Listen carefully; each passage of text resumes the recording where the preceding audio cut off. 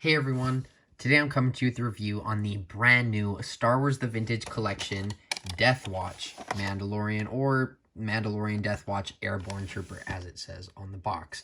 Now this is a figure that is in the wave with the 332nd Ahsoka clone, the Jesse, the Mandalorian Super Commando, and then like those other two. But a very, very good wave, and these two figures are no exception. They're from the Siege of Mandalore, and I did mention on some of my past Siege on Mandalore TVC videos that I am working on a Siege on Mandalore TVC diorama. Now, I haven't really started it yet, but I have a lot of ideas of what I want to do. Kind of want to have like all the Mandalorians and the clones like on the Bo-Katan side versus all the Mandalorians going at each other. I just think that would be so cool. And then maybe have Ahsoka and Maul in like a throne room. I just really, really like these figures because majority of them are new sculpts and they're just phenomenal. And I'm so happy to have them. But that's enough jibber jabber. Without further ado, let's get into the Death Watch Airborne Trooper review. So as always, I would like to start off with the packaging. Now this is just your standard TVC packaging, obviously, but you do have that awesome image of the Mandalorian Death Watch Airborne Trooper. That is a little name. I'm going to just shorten it to Mando or Death Watch Mando, but that image is absolutely amazing from Clone Wars. Love getting the Clone Wars art on the TVC packaging. It's a Clone Wars logo, and then on the back you can see the other figures. The only one I'm missing from this wave is the Mandalorian Super Commando. Oh, I really want that one. It's very, very cool. But so far, the other Darth Maul Mandalorian, I have 4 of. I have 8 of this one. And then I have the Bo-Katan, the Jesse, and then the Ahsoka and Maul. So I have a decent amount of characters, and I'm very excited to get started on it. Also, there's the price. But yeah, that's the figures on the back. Now, the figure itself is absolutely phenomenal. I got the original, well, not original because it is very new, the Death Watch Mandalorian or the Mandalorian recently. And this is a phenomenal figure, don't get me wrong. But this comes out like a wave later, and there's something about it that just feels so much better. Like, it feels like they improved it a lot. Even though it's a very similar mold, there's just some things on it that just give it a higher sense of quality. For example, I felt like the hands on these figures, they were fine, but I don't know what it was. It was just sometimes the gun wouldn't like stay in well, and these are very, very wide open, so sometimes it is hard for the tiny pistols to go in. I mean, obviously now that I'm on camera, it works. But what they did with this new one, as you can see, is they did give it new hands. Now, this does reflect the design of the Trooper in the Clone Wars, so it's actually awesome that, wow, Hasbro actually made a new mold for something that needed a new mold. That's amazing. But you can see that there is a different kind of detail on the top of it, top of the hand. But these hands are a different mold, and because of that, I find that the guns, oh no, go in a lot easier than this one. Like this one just goes in, and it has a little pinky kind of out. So that helps with the little engraving on the gun on the bottom because it does stick out a bit. But that just looks phenomenal. But it's kind of the same on the other hand as well. And then the other thing that looks phenomenal on this figure is, this was awesome, but you look at these and they're very, very, you know, typical standard Mando. These are phenomenal. I am very impressed with Hasbro because this is something that I've always wanted in Black Series. If you guys don't know, they did make the Super Commando Mandalorian or Mandalorian in Black Series and the Death Watch Night Owl Mandalorian. In my opinion, those two aren't very good figures because they are on the Jango Fett mold, which is one of the first Black Series figures, or in the red line, so very early on figure. But the thing is the straps or these wires, I don't know what they're exactly called, they're for like the flamethrower, they would always notoriously break on the Black Series ones because the elbow would only go in like that much. Very, very little amount. I'm going to get that figure out for a comparison just to show you. But what they did with this is they made it a softer plastic, kind of like a rubber, and they allow it so it doesn't break or anything, and it can be stretched out, and it's just very movable, which I'm a huge fan of because it kind of soured those figures for me when those broke because I bought, I think, I don't really remember, I think I bought 4 of the Night Owl one, and then I got 1 of the Mandalorian, and I think majority of them, the things on the wires here broke on them, which is just, like, I'm pretty gentle with my figures, but it's kind of inevitable with them at some point, so I'm very happy that they did that with this. But the rest of the figure is absolutely phenomenal. You do have this awesome Mando torso on it with all this detail.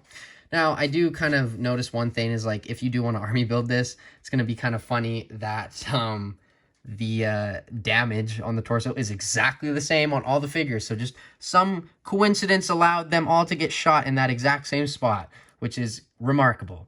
And then one thing that I did notice, which I'm not a huge fan of, is the visor on this one kind of has some paint going in to the black area. Might need to paint over that, but kind of interesting. Not too big of a deal. As always, well, not as always, because some of them don't go down, but this does go down, the rangefinder, which is great. And then the jetpack is the same as the Mandalorian, but it does have some paint on it. That's what I mean. It just kind of feels like a more higher quality figure. Same thing with like the paint here. That's like, I don't know, it's like a cheaper color compared to this. I just love this figure overall. Feels very worth the price. But other than that, there isn't too much more to say about the what's his name? Airborne Trooper. There isn't too much more to say about him. Phenomenal figure, but without further ado, let's get into his articulation. So the articulation on this figure baffles me because of how amazing it is. This is on the level of Black Series, if not better. It's definitely better than the original Black Series Siege on Mandalore figures, but the articulation on the head goes up, not that much. I'm just praising it, and then the first thing I show is pretty bad, but, you know, whatever. I guess you can kind of push it up, just fidget with it, but be careful as always. Head goes down that much. Side, full 360, and it kind of has that type of movement, which pretty good for this figure, but could have been a little better. The arms go out that much, which is awesome. The shoulder pad is attached to the torso, so it's not anything on the actual arm, which is great. And then it does go full 360. There is a single jointed elbow, which goes in a little bit more than 90. There is swivel. This hand and this hand are on the vertical hinge, which makes the hand go up, down, and full 360. And then the ab crunch on this figure isn't too great, but goes down. Actually, it's pretty good for TVC. What am I saying? Goes down that much, back a lot, side, and that's the overall movement on him, which is, you know what? That's really good for a TVC figure. I got to keep in mind that this isn't exactly the same articulation style as Black Series, because it is obviously so much smaller. The legs do kick up that much. They go back. They go to the sides, which is awesome because they are on a ball joint, unlike the kind of 5 POA movement. And then there is an upper thigh cut, single jointed knee, which goes in exactly 90. And then it also does swivel, and then it goes up, and then the ankle goes up, down, and ankle rocker pivot. Oh, also, look at that paint on those knee pads. Wowza. But that is the articulation on the Airborne Trooper. So let's get on to some comparisons. So here are my first comparisons. Here we have the Death Watch Mandalorian from the Mandalorian, or the one that rescues Din. Mandalorian, the Airborne Trooper, and, well, this is obviously the one we're reviewing, I don't even need to mention it, the Axe Woves figure, and the 332nd Ahsoka clone. Now, if we get these out of the way, that's kind of our Siege on Mandalore figures, and that looks phenomenal. I just really like seeing, especially seeing all these in massive numbers. They are phenomenal figures.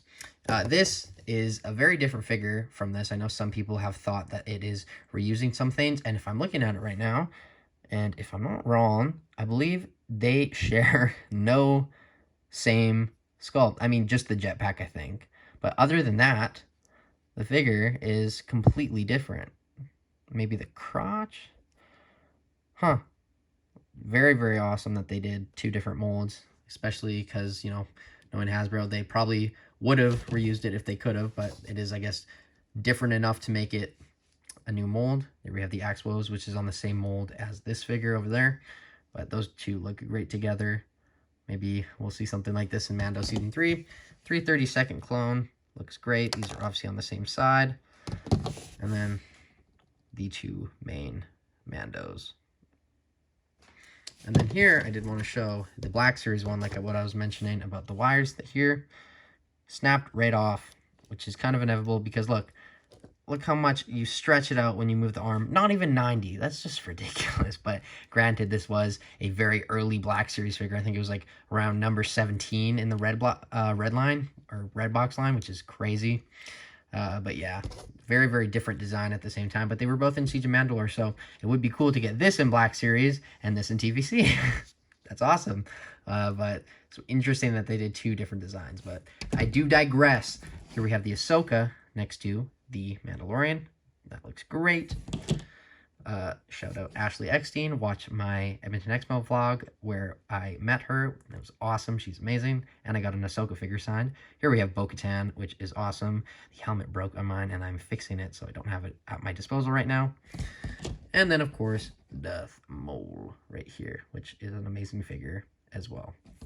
But other than that, that is all the comparisons I have for this Mandalorian. So now, let's get on to my final thoughts. Wow.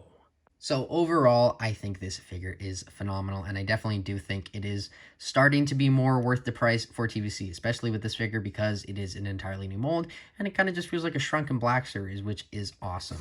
I don't know if I mentioned this in the video, but a few things I wanted to say is this is included with it. Obviously, I think you saw it, but he is also included with these two guns. They do go in the holster. I didn't really show that design. There you go, quickly. But yes, this is a phenomenal figure, and I highly recommend it. What you see is what you get, and what you get is phenomenal. So, as always, I'm going to give it a rating, and I think I'm going to give this figure a 9 out of 10. 9.5 out of 10. It is a very good figure. There's nothing I can really think of that's necessarily wrong with it. But do let me know what your thoughts are in the comments, because as always, I love hearing what you guys think. But yeah, that's my 2 cents on this figure, and I'm going to bring the conversation or leave the conversation with you guys. But as always, thank you so much for watching. Like, subscribe, comment. As always, I have been Jagger Collector, and I will see you in my next video. But until then, bye, guys.